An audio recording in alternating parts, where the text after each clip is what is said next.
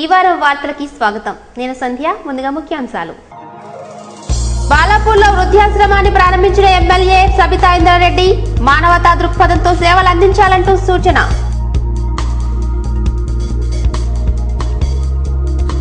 చైతన్యపురిలో యూనికేస్ international branch ను ప్రారంభించిన MLA Sudheer Reddy.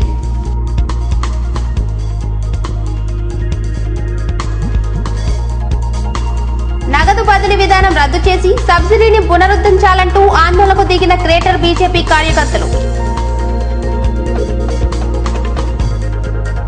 అసెంబ్లీని ప్రోరోగ్ చేసేలా స్పీకర్ పై సీఎం ఒత్తిడి తెస్తున్నారంటూ ఆరోపించిన టీఆర్ఎస్ నేతలు.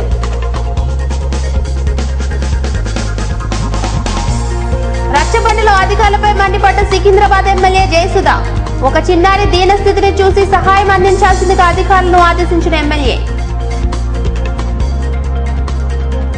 పేదలకు సంక్షేమ ఫలాలు అందించడమే ప్రభుత్వ లక్ష్యమన్న మాజీ హోంమంత్రి సబితా ఇంద్రారెడ్డి.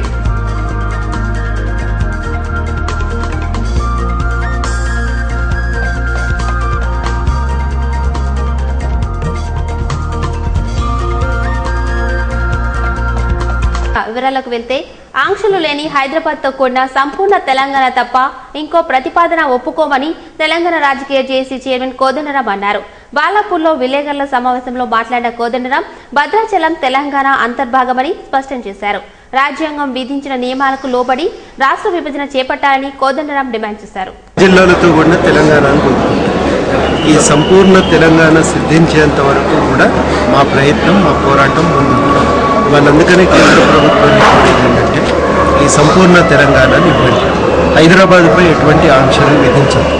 తెలంగాణ ప్రజలు అందరినీ కలుపుకొని అందరితో కలిసి జీవిస్తున్నారు ఇంతకాలంగా హైదరాబాద్లో.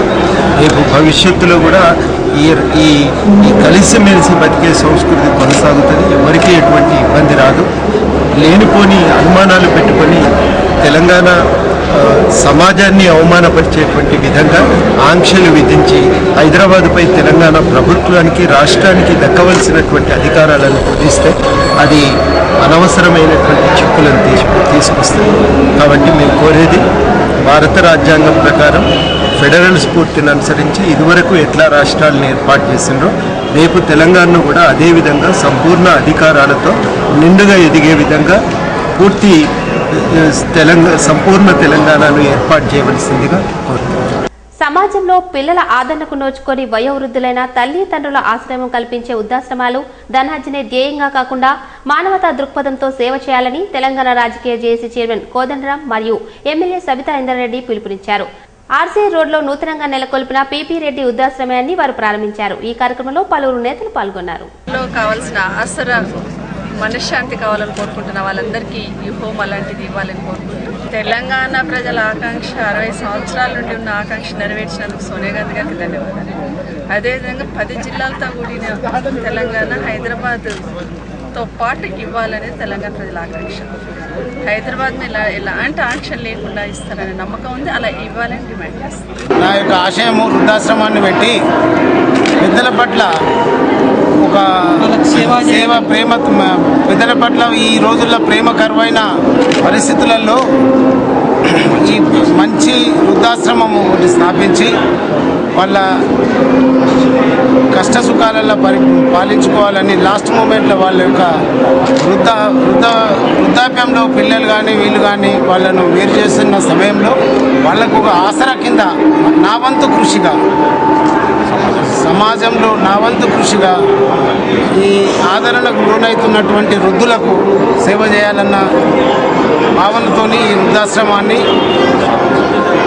స్థాపించడం జరిగినది. ఆశ్రమాన్ని నడపాలన్న ఉద్దేశంతోనే దీన్ని నేను స్వతహాగా నా ఫ్యామిలీ ట్రస్ట్ పేరు మీద పెట్టి స్వతహాగా నడపాలన్న స్వతహాగా దీన్ని కన్స్ట్రక్షన్ చేసి వాళ్లకు నేనున్నాను అన్న ఉడత సాయంతో చేయాలన్న భావంతోనే నేను ఈ వృద్ధాశ్రమాన్ని స్థాపించడం జరిగింది. చంపపేట్ షిర్డీ సాయిబాబా సంస్థాన్ మరియు బీసీఎన్ ఛానల్ ఆధ్వర్యంలో పోచమ్మ గుడిలో జరిగిన కార్తీక దీపోత్సవంలో పెద్ద ఎత్తున మహిళలు పాల్గొని స్వామివారికి విశేష పూజలు చేశారు.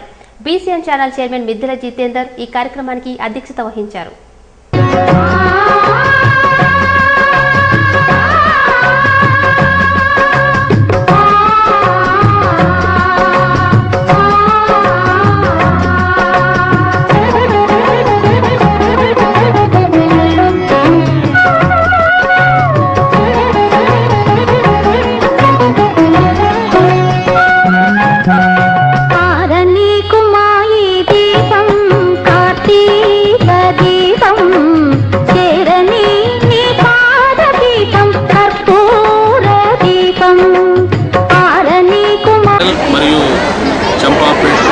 సాయి సంస్థాన ఆధ్వర్యంలో ఈరోజు కార్తీక పూజ పురస్కరించుకొని కార్తీక దీపోత్సవ కార్యక్రమాన్ని ఈ చంపాపేట క్రికెట్ క్లబ్ ఆధ్వర్యంలో బీసీఎన్ ఛానల్ ఆధ్వర్యంలో నిర్వహించడం చాలా సంతోషంగా ఉంది. అదేవిధంగా ఇక్కడ విచ్చేసినటువంటి మహిళలందరికీ కార్తీక పౌర్ణమి శుభవందనం తెలియజేస్తూ వారికి భగవంతుడు ఆ శివుని కటాక్షంతో మహిళలంతా ఆయురారోగ్యాలతో ఉండాలని, మరి అదేవిధంగా దేశంలో రాష్ట్రంలో ప్రజలంతా కూడా సుఖ సంతోషంతో ఉండాలని, ఇలాంటి కార్యక్రమాలు ఇంకా బీసీఎన్ ఛానల్ ద్వారా మేము ఇంకా దాదాపుగా 5 సంవత్సరాల నుంచి అనేక కార్యక్రమాలు ప్రత్యక్ష ప్రసారం ద్వారా మేము ఇస్తూ ఉన్నాం. అదేవిధంగా రాబోయే కాలంలో కూడా మరి ఇలాంటి కార్యక్రమాలని బీసీఎన్ ఛానల్ ప్రత్యక్ష ప్రసారాలతో ముందుంటుందని ప్రజలందరూ గమనించాల్సిందిగా కోరుతూ రాబోయే కాలంలో బీసీఎన్ ఛానల్ ఆధ్వర్యంలో మరిన్ని ప్రోగ్రామ్స్ అందిస్తామని తెలియజేస్తూ, అదేవిధంగా గత 5 సంవత్సరాల నుంచి బీసీఎన్ ఛానల్లో పనిచేస్తున్నటువంటి